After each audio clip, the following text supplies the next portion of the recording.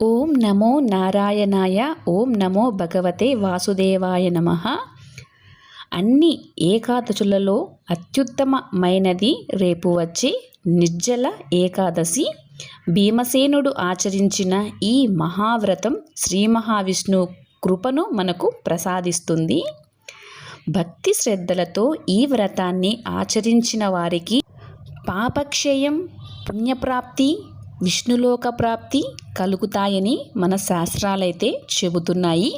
అటువంటి ఈ ఏకాదశి గురించి ఈ వీడియోలో నేను మీతో షేర్ చేయబోతున్నాను.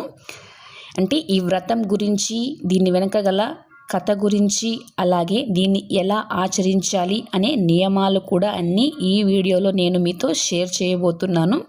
వీడియోని ఎక్కడ స్కిప్ చేయకుండా చివరి వరకు చూసి నచ్చితే ఒక లైక్ చేయండి. అలాగే మన ఛానల్ని సబ్స్క్రైబ్ చేసుకొని ఈ వీడియోని షేర్ చేయండి.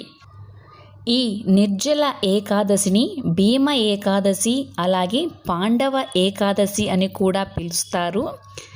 ఇది శ్రీ మహావిష్ణువుకు అత్యంత ప్రీతికరమైన ఏకాదశిగా భావిస్తారు. ఈ ఏకాదశిని, ఈ వ్రతాన్ని భక్తితో ఆచరిస్తే మనం సంవత్సరంలో ఉన్న అన్ని ఏకాదశులను ఆచరించిన ఫలం అయితే ఈ ఒక్క ఏకాదశి రోజు మనము ఆచరించడం వలన వ్రతాన్ని ఆ ఫలం అనేది మనకు లభిస్తుంది అని పురాణాలైతే మనకు చెబుతున్నాయి.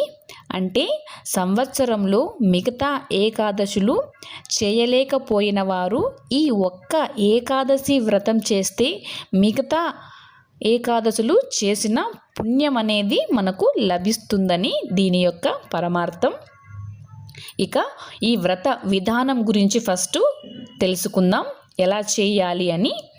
ఫస్ట్ ఈ వ్రతం రోజు అంటే ఏకాదశి రోజు, నిర్జల ఏకాదశి రోజున ఉదయాన్నే బ్రహ్మ ముహూర్తంలో అయితే నిద్ర లేవాలి. తర్వాత స్నానం చేసి శ్రీ మహావిష్ణువును భక్తి శ్రద్ధలతో పూజించుకోవాలి.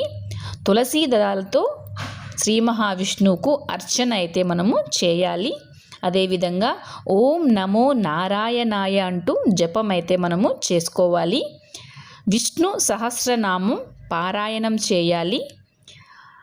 ఆ తరువాత పూజ అంతా చేసుకుని ఉదయాన్నే తెల్లవారుజామున బ్రహ్మ ముహూర్త సమయంలో తర్వాత రోజంతా కూడా ఆహారం అలాగే నీరు తీసుకోకుండా అయితే ఈ వ్రతాన్ని మనము ఆచరించాలి.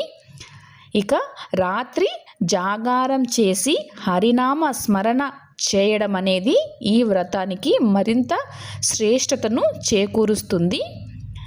నెక్స్ట్ ద్వాదశి రోజు అంటే మరుసటి రోజు ఉదయం ఉపవాస విరమణ అయితే చేయాలి. ఇది ఈ వ్రతం యొక్క నియమాలు. దీన్ని ఎలా పాటించాలి అని మన గ్రంథాలలో ఉన్న నియమాలైతే ఇవన్నమాట. ఇప్పుడు ఈ నిర్జల ఏకాదశి యొక్క మహిమ గురించి అయితే చెప్పుకుందాం. సంవత్సరంలో 24 ఏకాదశుల పుణ్యఫలం ఈ ఒక్క ఏకాదశితో మనకు లభిస్తుంది. ఇక పాపక్షయం జరుగుతుంది. ఈ ఏకాదశి వ్రతం మనము ఆచరించడం వలన మనకు పాపక్షయం అనేది జరుగుతుందట. శ్రీ మహావిష్ణువు అనుగ్రహం మనకు ఈ వ్రతం ఆచరించడం వలన మెండుగా అయితే మనకు లభిస్తుంది.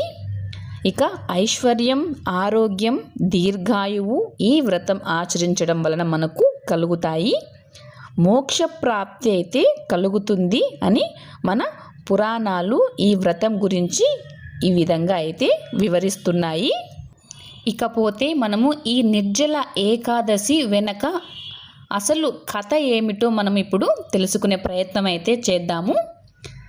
మహాభారత కాలంలో పాండవులు అలాగే ద్రౌపది ప్రతి ఏకాదశి నాడు కూడా ఉపవాసం అయితే చేసేవారట. కానీ భీమసేనుడు అంటే భీముడు చాలా బలవంతుడు, అలాగే ఎక్కువ ఆహారం తీసుకునేవాడు కదా. అతనికి ఆకలిని నియంత్రించడం అనేది చాలా కష్టతరంగా అయితే ఉండేదట. ఒకరోజు భీముడు తన తాతగారైనటువంటి మహర్షి వ్యాసుడిని దగ్గరికైతే వెళ్ళి ఈ విధంగా అతనిని అడిగాడట. ఏమనంటే, తాతయ్య, నేను అన్ని ఏకాదశులు చేయలేకపోతున్నాను, అయినా కూడా నాకు అన్ని ఏకాదశుల పుణ్యఫలం పొందడానికి ఏదైనా ఒక మార్గం ఉంటే చెప్పండి తాతయ్య అని వ్యాస మహర్షిని అయితే అడిగాడట భీమసేనుడు. అప్పుడు వ్యాస మహర్షి భీముణ్ణి చూస్తూ ఈ విధంగా అయితే చెప్పారట. భీమా, జ్యేష్ఠమాసం శుక్లపక్ష ఏకాదశి రోజున ఆహారం మాత్రమే కాకుండా నీరు కూడా తీసుకోకుండా నిర్జల ఏకాదశి వ్రతం చేయి. దానివల్ల అన్ని ఏకాదశుల ఫలం నీకు లభిస్తుంది అనైతే చెప్పాడట. వ్యాసుడి ఆదేశం మేరకు భీమసేనుడు ఈ కఠిన వ్రతాన్ని ఆచరించాడట. శ్రీ మహావిష్ణువు ప్రసన్నుడై అన్ని ఏకాదశుల పుణ్యఫలాన్ని అతనికైతే ప్రసాదించాడని ఈ కథలో అయితే మనకు చెప్పబడింది. అప్పటి నుండి కూడా ఈ ఏకాదశిని భీమసేన ఏకాదశి అని పిలుస్తున్నారు. నిర్జల ఏకాదశి అంటే నిర్జల అనే పదానికి అర్థం ఏంటంటే నిర్ అంటే లేకుండా అని, జల అంటే నీరు అన్నమాట. కాబట్టి నిర్జల అంటే నీరు తాగకుండా ఉపవాసం చేయడాన్ని నిర్జల ఉపవాసం అని అయితే పిలుస్తారు. ఈ నిర్జల ఏకాదశి వ్రతాన్ని ఆచరించాలంటే మనకు దృఢ సంకల్పం అలాగే శరీర సహకారం అయితే తప్పకుండా ఉండాలి. ఇక్కడ మనం 24 గంటలు అంటే 24 అవర్స్ నీరు ఆహారం లేకుండా ఉండాలి. అంటే ఇది చాలా కష్టతరంగా అయితే ఉంటుంది. ఆరోగ్యం సహకరించని వారు ఈ వ్రతాన్ని ఆచరించడానికి కొంచెం వెనకడుగా అయితే వేస్తారు. మరేం పర్వాలేదు, మనకు ఉపవాసంలో కూడా చాలా రకాలు అయితే మనకు మన శాస్త్రాలు సూచిస్తున్నాయి. ఉపవాసం అంటే అర్థం దేవుడికి దగ్గరగా ఉండడం అని, దైవన్నామ స్మరణలో మనం ఉండడం అనైతే అర్థము. దేవుడి పైన మనకు భక్తి శ్రద్ధ అనేటివి ఇక్కడ చాలా ముఖ్యం అన్నమాట. మన హిందూ సాంప్రదాయం మనకు అనేక రకాల ఉపవాసాలను అయితే మనకు సూచిస్తుంది. అవేంటో మనం ఇప్పుడు తెలుసుకునే ప్రయత్నం అయితే చేద్దాము. ఫస్ట్ది నిర్జల ఉపవాసం. నీరు ఆహారం లేకుండా ఉపవాసం చేయడాన్ని నిర్జల ఉపవాసం అంటారు. ఇక రెండవది సజల ఉపవాసం.